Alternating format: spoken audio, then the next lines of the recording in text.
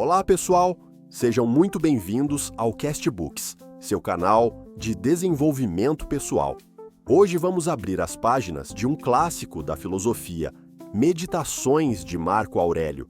Preparem-se para uma jornada profunda e transformadora pela mente de um dos líderes mais poderosos da história, que encontrou na filosofia estoica um guia para a vida.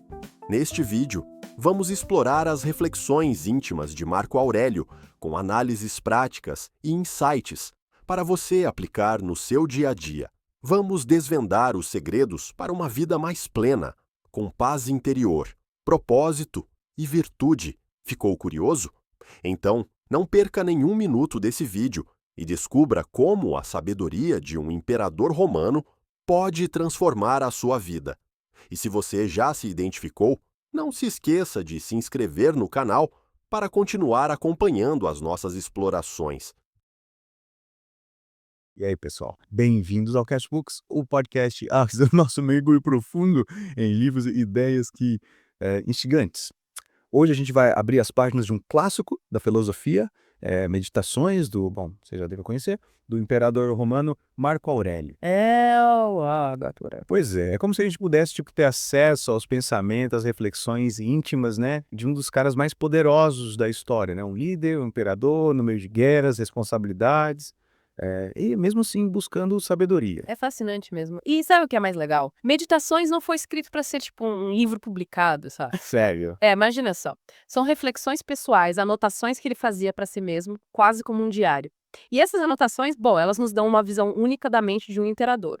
Um cara que, apesar de todo o poder, responsabilidades, se dedicava à filosofia estoica para encontrar, equilíbrio e significado na vida. A gente vai se aprofundar nessa jornada, usando o trecho do próprio livro, claro. É interessante sobre meditações. Aliás, logo de cara, o que me chamou a atenção foi que, mesmo sendo imperador, né, Marco Aurélio encontrava tempo para a filosofia estoica. E não era só teoria, né? Ele realmente tentava aplicar os princípios estoicos no dia a dia. É isso aí. Ele buscava na filosofia estoica um guia prático para viver uma vida virtuosa, né? Encontrar paz interior em meio ao caos, digamos assim. E ele se dedicou principalmente a 3 áreas do estoicismo. A primeira é como lidar com nossos desejos e também com as nossas aversões. A segunda é como agir, ou até mesmo não agir, por impulso. E a terceira é como manter a liberdade de julgamento mesmo diante dos desafios. E essas 3 áreas, elas meio que se conectam, né? Como se fossem peças de um quebra-cabeça que juntas formam uma imagem completa de como viver uma vida mais plena, né? Mas me explica uma coisa.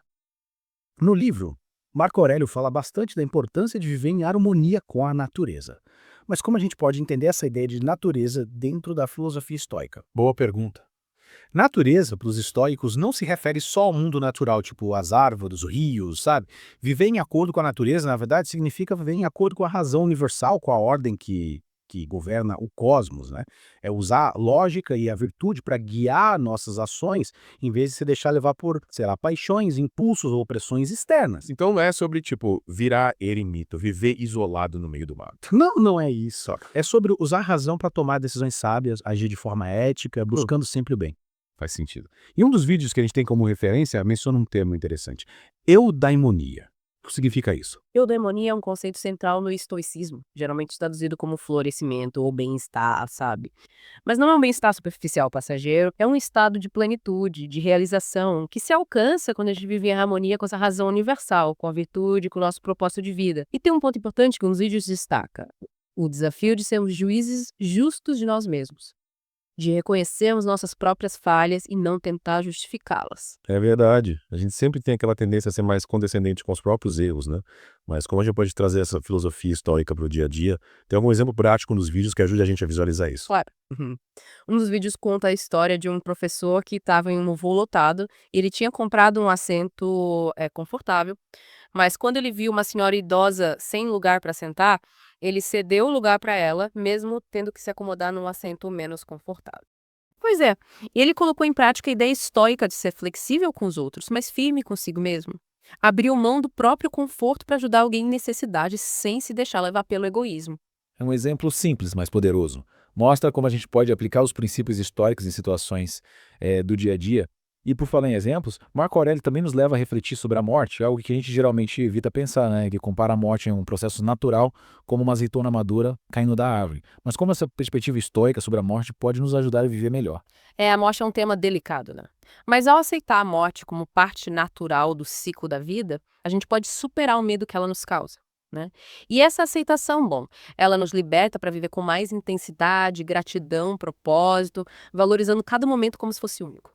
Se a gente fica obcecado em evitar a morte, em prolongar a vida a qualquer custo, acaba perdendo a oportunidade de viver plenamente o tempo que nos é dado. Concordo. E falando em viver plenamente, Marco Aurélio também fala muito sobre autoconhecimento, sobre olhar para dentro de si. Qual a importância da autorreflexão dentro da filosofia estoica? A autorreflexão é fundamental para os estoicos. Marco Aurélio nos incentiva a examinar nossos pensamentos, né? Identificar padrões negativos que nos aprisionam e cultivar atitudes virtuosas que nos levam ao bem-estar, à paz interior. Tem uma frase dele que eu gosto muito. Se você está angustiado por algo externo, a dor não é causada pela coisa em si, mas pela sua opinião sobre ela. E você tem o poder de revogar essa opinião a qualquer momento. Nossa, essa frase é poderosa. A gente tem o poder de escolher como interpretar os acontecimentos, como reagir a eles. Não somos marionetes das circunstâncias, podemos ser autores de nossa própria história, pelo menos nossa história interna, né? Mas o vídeo que a gente viu também levanta uma questão bem intrigante. Se tudo já está predeterminado, como os estoicos acreditavam, por que se esforçar para ser virtuoso? Qual o sentido de lutar, de buscar a excelência moral, se o destino já está traçado? Essa é uma pergunta que gera bastante debate, né? Os estoicos tentavam conciliar essa ideia de destino com a importância da ação virtuosa. Eles diziam que, embora a gente deva aceitar o que está fora do nosso controle, também temos o dever de agir de acordo com a razão, com a virtude, dentro dos limites do possível. Mas como equilibrar essa aparente contradição entre liberdade individual e determinismo cósmico? Bom, essa é uma questão que fica em aberto para a gente continuar refletindo.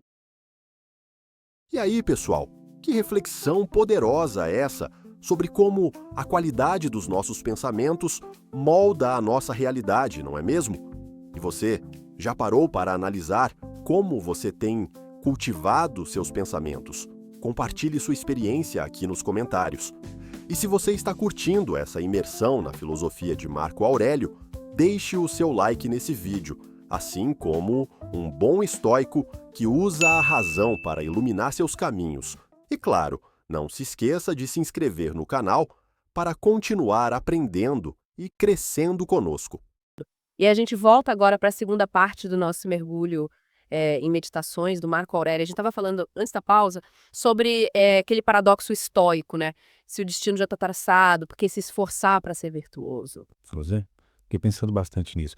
É como se a gente estivesse num labirinto sem saída, né? Ou a gente tem livre-arbítrio e responsabilidade pelas nossas ações, ou tudo já está decidido, e a gente não passa de um personagem seguindo um roteiro. É um debate que, bom, intriga filósofos há séculos, né? Os estoicos, eles buscavam conciliar essas duas ideias, né? Enfatizando que a gente não deve se apegar ao que não podemos controlar, mas também não podemos usar o destino como desculpa para, sei lá, inacção, passividade.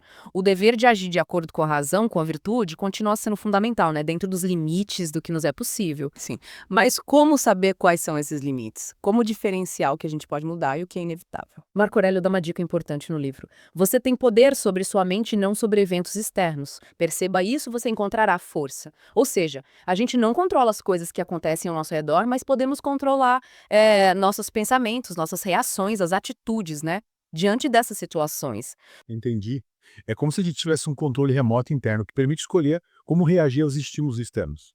Em vez de sermos fantoches das circunstâncias, a gente pode ser protagonista da nossa própria história, pelo menos da nossa história interna. E um dos vídeos usa uma metáfora bem legal para ilustrar isso, a metáfora do cavalo, lembra? Ah, sim. Ah. O cavalo representando as nossas paixões, nossos impulsos, né? Ele é forte, tem energia, mas precisa ser domado pela razão para que a gente possa direcioná-lo. Gostei da metáfora. É como se a gente tivesse que montar no cavalo das nossas emoções e aprender a guiá-lo com as rédeas da razão.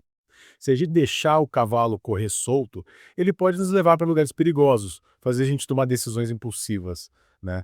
Que a gente vai se arrepender depois. Mas em relação aos outros, como lidar com as pessoas que nos magoam, que nos tratam mal? Marco Aurélio fala sobre isso. Com certeza. Marco Aurélio nos encoraja a ser justos, benevolentes com os outros, mesmo quando eles agem de forma errada. Ele nos convida a ter compaixão, a tentar entender as motivações por trás das ações das pessoas, em vez de simplesmente julgar, condenar. Como aquele ditado, né? Colocar-se no lugar do outro, em vez de reagir com raiva, ressentimento, tentar entender o contexto, as circunstâncias, né? que levaram a pessoa a agir daquela forma. Exatamente. Marco Aurélio vai além. Ele sugere que quando alguém nos ofende, nos prejudica, é porque essa pessoa está agindo por ignorância, por falta de clareza sobre o que é realmente bom, virtuoso. Ele diz isso. Quando alguém te fizer mal, pergunte a ti mesmo: o que é o bem e o mal? Quando tiveres compreendido isso, não te surpreenderás, nem te irritarás. Caramba. É como se ele dissesse que, em vez de sermos vítimas da maldade alheia, a gente pode ter compaixão pela ignorância da pessoa que nos fez mal. É um nível de desapego, de sabedoria que eu admiro, mas confesso que é difícil colocar em prática. É um desafio, com certeza. Mas Marco Aurélio lembra que a gente também erra, né? A gente também age por impulso, por falta de clareza, às vezes. Então, em vez de sermos hipócritas, a gente deve usar a razão para corrigir nossos próprios erros e ajudar os outros a fazerem o mesmo, com gentileza, com paciência. E essa ideia de autoconhecimento, de olhar para dentro de si, se conecta com a prática estoica de examinar os nossos pensamentos e motivações, né? Com certeza. Marco Aurélio nos convida a sermos fiscais da nossa própria mente. A gente tem que identificar os padrões de pensamento que nos levam ao sofrimento, cultivar atitudes virtuosas que nos conduzem à paz interior. E um dos vídeos usa um exemplo que ilustra bem essa necessidade de autoconhecimento. Pessoa apaixonada que não consegue enxergar os defeitos do ser amado. Verdade. A gente tende a idealizar as pessoas, as situações, os objetos, né? E depois a gente se frustra quando a realidade não corresponde às nossas expectativas. É como se a gente vivesse num filme mental, que a gente mesmo dirige, edita. E Marco Aurélio nos convida a desligar o projetor por um momento, né? Observar a realidade com mais atenção, sem os filtros da nossa mente. Questionar nossas crenças, nossas opiniões, ter uma postura mais crítica, menos dogmática, e ele dá uma dica prática para isso. Se perguntar constantemente: o que essa pessoa pensa sobre o bem e o mal? Quais são seus valores, suas crenças? Ao entender a perspectiva do outro, a gente pode ter mais compaixão, menos julgamento. Exatamente. E essa prática nos ajuda a ter mais clareza sobre os nossos próprios valores, princípios. Ao confrontar nossas ideias com as ideias dos outros, a gente pode reforçar aquilo que acredita ou ajustar nossa rota se percebemos que estamos enganados. Mas e é como tudo isso se conecta com a busca pela eudaimonia, aquele estado de florescimento que a gente estava falando. A eudaimonia não é um estado estático, né? É um processo de constante aprimoramento, de busca por uma vida virtuosa, significativa. E essa busca envolve autoconhecimento, disciplina, compaixão, ação. Ou seja, não basta ficar sentado meditando sobre a vida, a gente tem que colocar os princípios estoicos em prática no dia a dia, né? Agir com justiça, sabedoria, coragem, mesmo quando é difícil. É isso aí. Marco Aurélio lembra que a gente não está sozinho nessa jornada. Ele nos convida a buscar a companhia de pessoas que compartilhem dos mesmos valores, que nos inspirem a sermos melhores, a vivermos com mais propósito, significado. E essa busca por conexão, por comunidade, é algo que transcende a filosofia estoica, né? É uma necessidade humana básica, se conectar com outras pessoas que nos entendam, que nos apoiem, que nos ajudem a crescer. E essa conexão não precisa ser limitada ao presente, né? Marco Aurélio nos convida a nos conectar com a sabedoria dos filósofos que nos antecederam, com os exemplos de pessoas virtuosas que deixaram sua marca na história. Exatamente. É como se a gente pudesse ter um conselho consultivo formado pelos grandes pensadores da humanidade, né? Para nos orientar, nos inspirar, nos dar força nos momentos difíceis. E essa conexão com a tradição, com a história, nos ajuda a ter uma perspectiva mais ampla da nossa própria existência. A gente percebe que nossos problemas, nossas angústias, não são tão originais assim.